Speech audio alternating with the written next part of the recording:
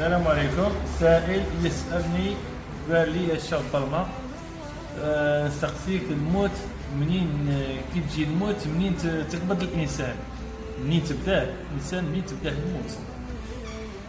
من رجله، من كرا، من يده، من راسه، من قلبه، منين تبداه الموت؟ يا اخي الكريم، الموت الانسان كي تجيه تبداه من كرعيه رجليه يبردوا من تب اللي تبدا الموت من تب. وعلاه تبداه من كرعيه؟ لانه كون ما تبداش من كرعيه الانسان يجي يهرب من الحوايج هادو، سورتو الموت، باش ما يهربش من الموت تبداه من كرعيه باه ما عنده حتى فرار من الموت.